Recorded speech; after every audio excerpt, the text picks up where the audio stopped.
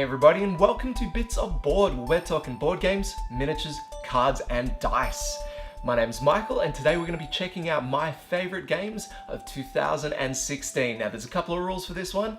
I only put on games that I've played, and because I'm a terrible board game person, I still haven't played Star Wars Rebellion yet, so this game is not going to be rocking up on my list, despite the fact that I've heard it is one of the best games you'll play ever, especially being a Star Wars fan. The second rule is I've got no second editions on here, so you're not going to see a Vino's Deluxe Edition, you're not going to see Mansions of Madness, the second edition, nor are you going to see Archaeology, the New Expedition.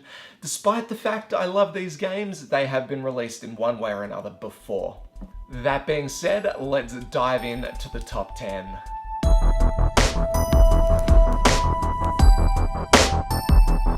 My number 10 is a game called Thief's Market. Now this is a game where players play a group of thieves that have returned from a successful heist and now must divvy up the loot because they want to go to the market and buy all the cards that get them the most victory points. Yes, it's one of those games, but it is a damn fine one of those games.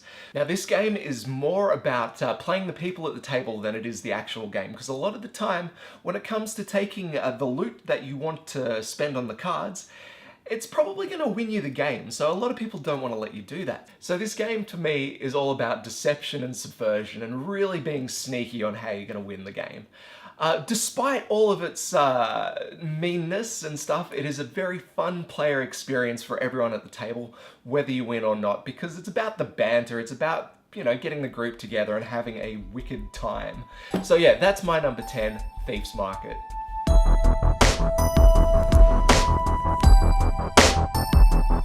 Alright, my number 9 is a game called Millennium Blades. Now this is an economic simulator that has the best mashing of theme and gameplay that I think I've seen all this year, okay? Players enter the world of the Millennium Blades collectible card game, and they're going to be doing all the things that normal, you know, crazy CCG players actually do. They're going to be buying boosters, they're going to be playing the aftermarket, they're going to be trading in, and they're going to be entering tournaments to get the most points at the end of the game. And the best thing about this is you can do all the things that you can in the real CCG world without spending ridiculous amounts of money. I mean, you do it in-game, but once you buy the game, you actually don't have to buy any more. Unless, of course, you want to buy the expansion to the game. Yay! This game is an excellent economic sim that brings in all the excitement and uncertainty of a changing CCG world. Definitely check it out if the theme interests you. Millennium Blades.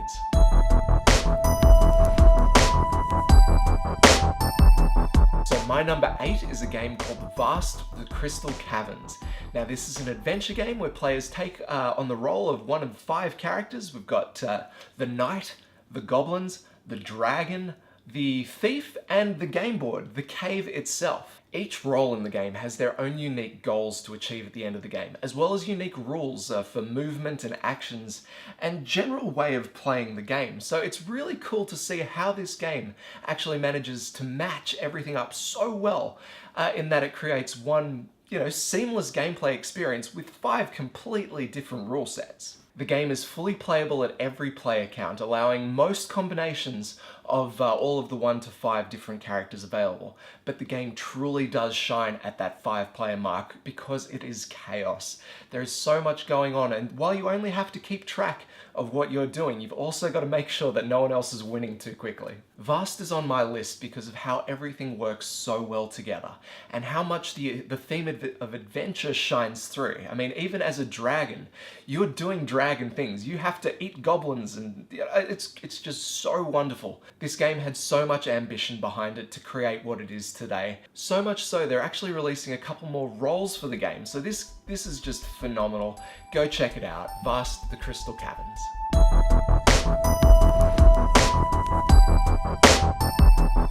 Alright, my number 7 is a game called Mystic Vale, and this is the first of its kind.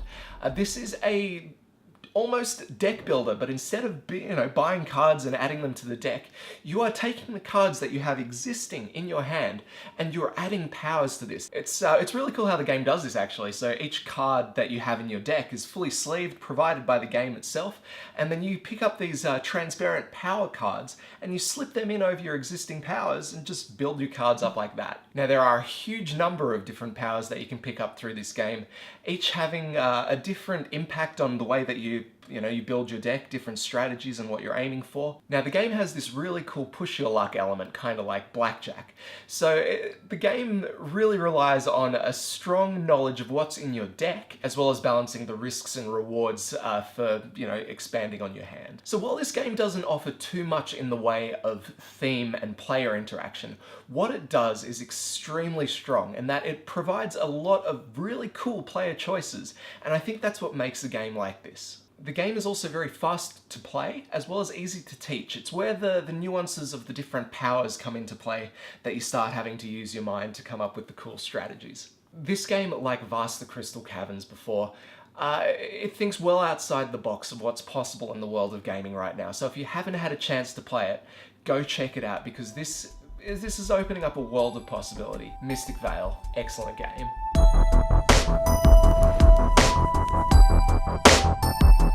Now my number 6 is a game called Mechs vs Minions. This is a cooperative logic/action programming game where players control their mechs to complete objectives. They do this by, lining up different simple actions. Every round the tableau fires off and their mechs perform the actions in order. Hopefully, if you've played your action cards right, your mech will do something that you want it to do, like move in the right direction or kill a bunch of minions. But if the player had received damage or, things aren't going too well in the game, they might do something just random. They might move in the wrong direction, turn around and try and push something off the board. And that's why this game is so good. It can be random, but it's controlled randomness. Now this game teaches you how to play in the best possible way. It teaches you as you play the game. It's structured like a legacy game. There's different missions that you can open up, and each mission teaches the player something new. So the first mission's all about moving, the second one introduces minions spawning, that sort of thing. So as you play through the campaign, you learn how to play the game, and towards the end, that's when stuff gets crazy. This is an immensely fun and silly game to play, and I must say the production level of this game is through the roof. So this is done by Riot Games, the guys behind League of Legends. It's of course set in the same universe. And I think these guys have just got money to burn. I don't know if they made any profit on this, because the minis and the detail that have gone into this game are just beautiful. There is nothing negative to be said about how this game looks. It is extremely high quality, and it's a very fun game to boot. So if you get a chance, play this game. And if you get an even slighter chance to buy it, because this game is going to go off.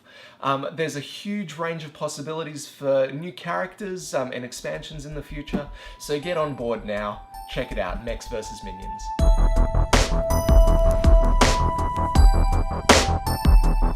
My number 5 is The Networks. Now this is a game where players take on the role of a producer or showrunner at a fledgling network station, and they have to buy stars and buy TV shows and buy ads to run on their time slots to score the most popularity throughout the game. The game is chock full of fairly interesting decisions where you have to decide on which way you're going to go with your station, what sort of shows you're going to gear towards so you can gain the bonuses, and how you're going to be spending the cash that you're getting throughout the game. This game is actually a lot of fun on a gameplay level, but it is aided so much by the style and comedy that's actually contained within the box. So a lot of the stars, they look very similar to, some other stars that we might have seen out there in the Hollywood world. A lot of the shows are just stabbing at actual shows out there, and it is so funny to see these particular star and show combinations.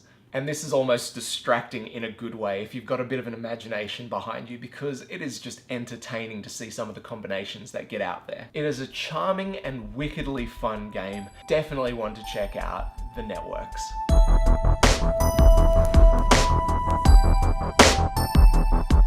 My number 4 is Conan. Now this is a large-scale guys on a map miniatures skirmish game that is set in the world of Conan the Barbarian. What else could you want? Seriously, this game has some beautiful miniatures and actually really smart gameplay that sets it apart from all the others of its kind. So when I first saw this, I thought it was going to be like a Zombicide, just chuck a whole bunch of dice and watch pretty miniatures move around the table. But this is a lot more. This has got an action selection system where each player has fatigue, they use their fatigue to do certain actions, and then they gain some fatigue back at the end of the round. So players have really got to control their usage. Players can't just rush into an area sword swinging and expect to survive. Unless you're Conan, it does work. But the back and forth between the hero players and the overlords, where they can choose to activate any one of their groups, or any two of their groups actually, on the map to combat what the heroes are trying to achieve. So it's got a lot to think about and it just looks so beautiful. So that's why it's on my list, Conan number 4.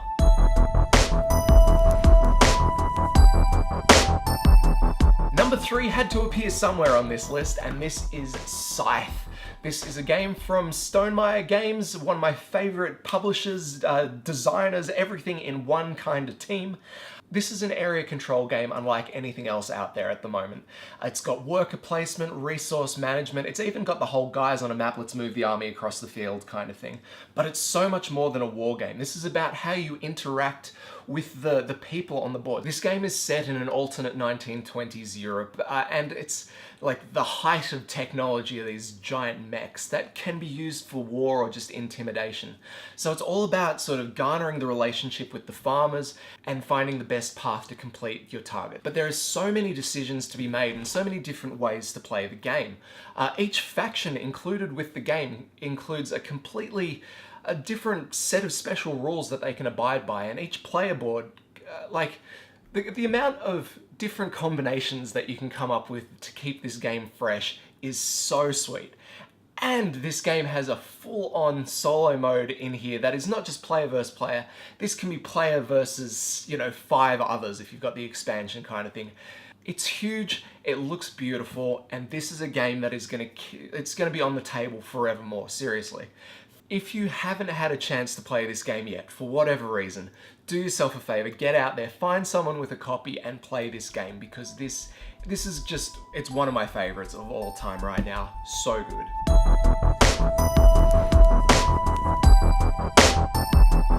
Number 2 is Terraforming Mars. This is a game where players take the role of giant corporations that are doing their bit to change the red planet so it can become habitable for human life. To kind of shape the game, players are given organization cards which kind of determine their starting setup. So there's a great number of these changing the way that you're going to start the game. Players will use cards and a few other actions to help develop the planet. So they'll be, raising the temperature, creating oceans, providing oxygen, housing, wildlife, it's all up to the players to shape the way that Mars is, terraformed, I guess. And it's just so thematic how this works. You end up feeling like you are making an actual difference on this planet when you're just sitting at the table with, a couple of cards and a bit of board in front of you. Now, one of my absolute favorite things about this game is that each of the hundreds of different cards, while they have their symbology on there, which will, to a person who's familiar with the game, it will make it pretty quick to know what everything does.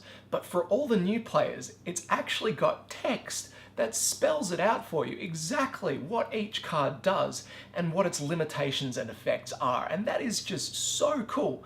It doesn't, clog up the card or anything like that. It makes it readable and accessible for all the new players out there. It's just it's a gem to teach this game because the game essentially teaches itself. To me, this game is the perfect low to middleweight Euro out there. While it does have a huge number of strategies that could be implemented to win, the way that it presents itself, it makes it simple for the player to get involved and get into the action on the game. Absolutely fabulous game. My number 2, Terraforming Mars.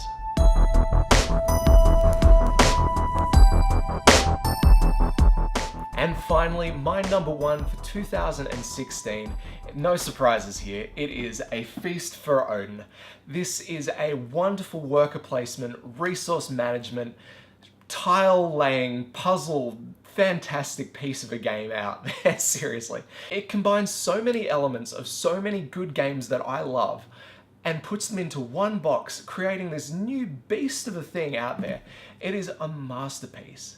Now, it's got the art, it's got the gameplay, it's got the huge amount of strategy involved. And while this is just a home tableau building game, it does encourage a large amount of player interaction and it encourages players to stay aware of what their opponents are doing. All in all, this is a game about being the best Viking possible. This is about being able to take advantage of the situations as they come up and also reel and recover from things when they don't go your way. The game is presented and organized beautifully.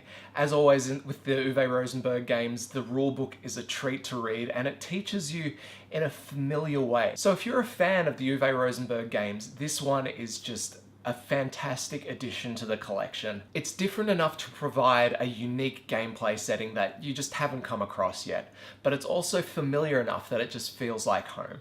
Alright guys, that is it. That is the top 10 for 2016. Thank you very much for watching this one. If you got any questions, comments, or if you just want to share what your favorite games of last year were, chuck them down in the comments below. As always, my name is Michael. This is Bits of Board. We'll catch you next time.